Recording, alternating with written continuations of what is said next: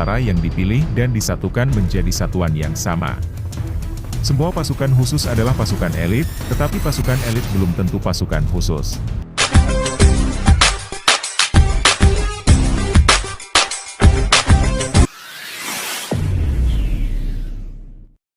Assalamualaikum dan salam sejahtera. Selamat bertemu kembali guys di channel Asqalani Studio. Oke, insyaallah saya mendoakan kalian ya, semoga diberikan kesehatan yang baik, dimurahkan rezeki kalian, dan juga kalian sentiasa sukses dalam apa juga bidang yang kalian usahakan dalam lindungan Allah Subhanahu wa taala, walau di mana kalian berada guys. Oke. Insyaallah guys, pada hari ini kita react satu video terkait dengan kekuatan pasukan elit Indonesia ini. Kalau diikutkan dalam tajuk ini ataupun judulnya ini, kekuatan satu prajurit setara dengan ratusan tentara biasa. Benarkah ini? Jadi saya pun penasaran, ingin mengetahui bagaimanakah kekuatan pasukan elit Indonesia ini. Cuma yang saya ketahui bahwa setiap tentara di mana-mana negara pun itu mempunyai kekuatan yang tersendiri melalui pelatihannya, melalui pengalamannya, dan melalui kekuatan cara latihan perencanaan dan juga dukungan daripada pemerintah itu, bagaimana mereka menyusun strategi. Dan selalunya kalau diikutkan juga ya, tentara-tentara ini, setiap tentara itu mungkin hampir sama cara latihannya, tetapi dari segi pasukan elit itu pasti akan berbeda sedikit. Dan tidak juga dikatakan satu itu menyamai lebih ramai, sebab dari segi kekuatan itu sebenarnya ia juga hasil kerjasama sepasukan, bukan hanya individu. Tetapi apapun, kita lihat dulu video ini karena tajuknya ini bikin penasaran guys. Jadi sama-sama kita melihat bagaimana yang dikatakan kekuatan satu prajurit itu dengan ratusan tentara ini. Oke, dari channel update pertahanan. Pada yang baru ketemu channel ini guys, kalian boleh juga support dengan menekan butang subscribe, like, share, dan komen. Tekan juga butang loncengnya untuk info-info yang terkini dan terbaru daripada update pertahanan ini. Judulnya ialah kekuatan satu prajurit setara dengan ratusan tentara biasa. Inilah kemampuan pasukan elit Indonesia guys. Tanpa berlama-lama, ayo kita simak video ini.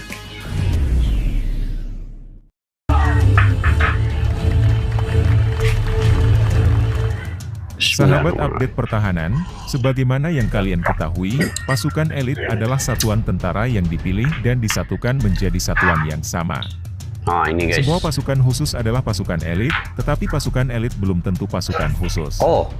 Semua pasukan khusus adalah pasukan elit, tetapi pasukan elit belum tentu pasukan yang khusus. Begitu Pasukan elit dibuat agar bisa mengerjakan tugas pasukan reguler, tetapi secara lebih baik.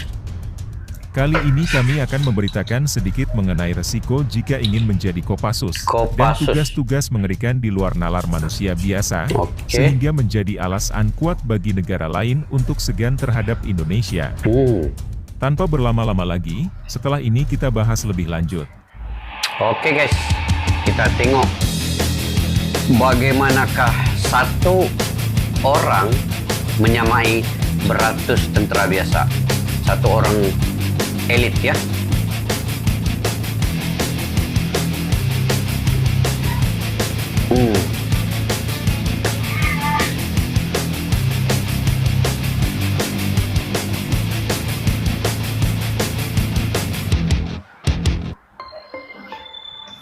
Oke, update pertahanan guys, jangan lupa subscribe ya.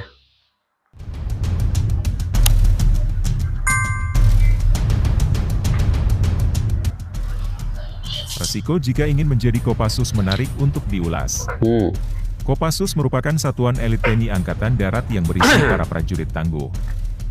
Agar menjadi tangguh, prajurit Kopassus harus melewati rangkaian seleksi dan latihan yang sangat berat. Betul nih, memang seorang berat. prajurit Kopassus perlu mempunyai keterampilan dasar, seperti menembak, operasi raid, serangan unit komando, perebutan cepat, teknik dan taktik tempur, serta guys. navigasi darat dan beberapa kereta. Dia tarik satu orang saja.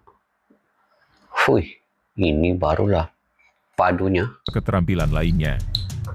Resiko jika ingin menjadi Kopassus bisa dilihat punya tugas berat mulai dari gerak cepat di medan perang, menembak dengan tepat, pengintaian, hingga kemampuan anti-teror.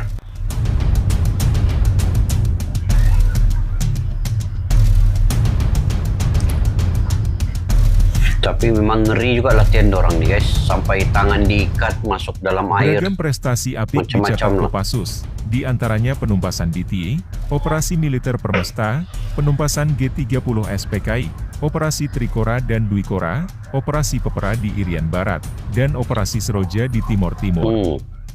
Agar menjadi tangguh, prajurit Kopassus harus melewati rangkaian seleksi dan latihan yang sangat berat.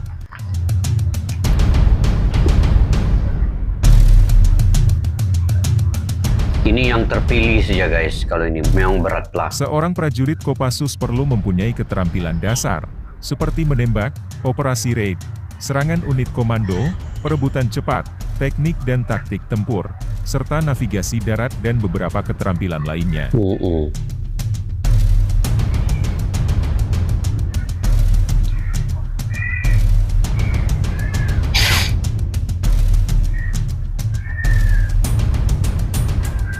Beragam pendidikan keras pun harus diterima anggota Kopassus selama berbulan-bulan. Mental dan fisik mereka digembleng agar jadi prajurit tangguh. Salah satu yang terberat dalam proses latihan adalah harus bisa berenang sejauh 2 km tanpa henti. Oh gila ya, 2 km Mereka juga harus tanpa berenang henti. ponco menyeberangi selat dari Cilacap ke Nusa Kambangan. Simulasi perang melawan musuh juga jadi bagian yang wajib dicicipi. Berlari pun 2 km susah, ini kan berenang dalam air guys, 2 km gilanya. Jika ada yang tertangkap, musuh, yang bersangkutan harus siap-siap mengalami penderitaan.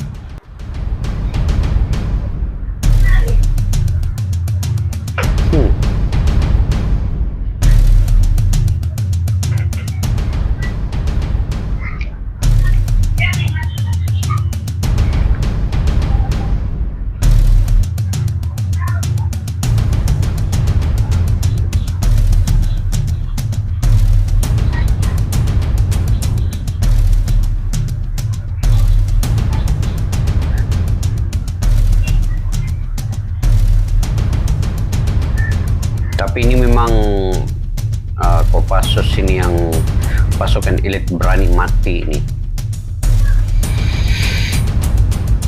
Dengan latihan-latihan begitu, yang di air itu macam mana? 2 km tanpa henti, kemudian ada lagi di dalam air sampai diikat tangan ke belakang guys. Itu mental, physical memang perlu kuat lah kan.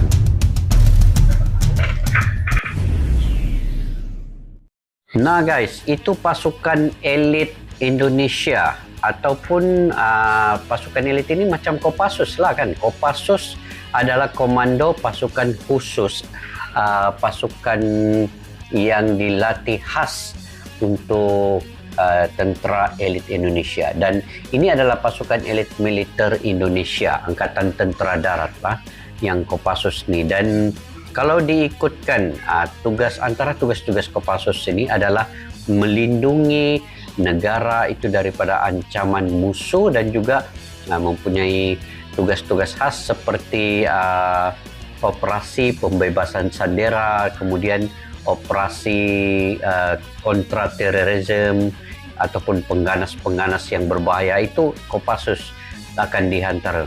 Dan tugas-tugas lainnya juga, Kopassus ini sebenarnya pasukan elit kepada pasukan pengaman di negara-negara Arab. Selalunya begitulah. Indonesia pernah mengantar juga pasukan elit ini di Bosnia, di Irak, di Afghanistan, ini untuk sebagai pasukan pengaman dan melindungi rakyat negara tersebut daripada ancaman musuh.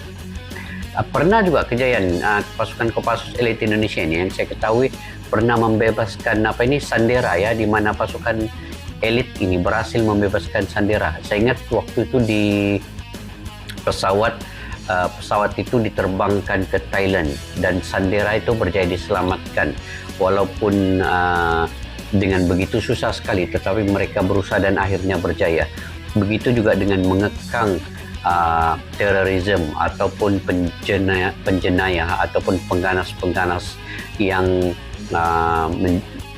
melampaui kedaulatan di Indonesia dan juga di negara-negara lain, negara Islam, negara Arab terutamanya, daripada ancaman musuh-musuh.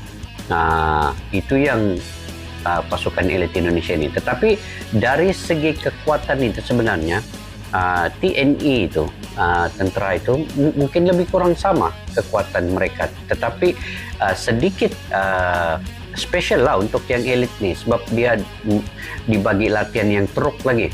Sampailah berenang 2 km guys. Saya berlari pun 2 km, 1 km pun macam pitam sudah. Mau jatuh, ini kan 2 km berenang tanpa henti. Belum lagi yang diikat di belakang tuh guys, yang tangan diikat di belakang kemudian dihumban ke laut. Itu antara dia punya latihan-latihan yang paling teruk lah kan. Sesiapa yang dapat melepasi itu, barulah dikatakan komando. Itu lain lagi yang dari terjun dari menggunakan penerjun dari atas helikopter udara, itu semua. Kalau komando ini semua dia perlu mahir udara, laut dan darat. Jadi hanya yang kuat mental, fizikal, dan ada juga komando-komando ini kan yang jadi gila karena latihan ini sangat-sangat teruk. Ada sampai begitu kan. Apapun, semoga pasukan elit Kopassus di Indonesia ini dapat menjalankan tugas dengan baik dan juga sentiasa dalam lindungan Allah SWT. Walaupun mereka ini komando, tetapi akhirnya mereka juga sebagai manusia biasa perlukan kekuatan, semangat dari seluruh rakyat Indonesia dan keluarga mereka. Jadi sampai kita berjumpa lagi guys, mungkin bagaimana pula kan pandangan kalian terkait dengan perayaan ini? Kalian mungkin ada yang keluarganya daripada TNI, daripada tentera, daripada komando. Boleh komentar di ruang kolom di bawah guys untuk info daripada kalian. Sampai kita berjumpa lagi. Salam saudara dan assalamualaikum. Bye bye.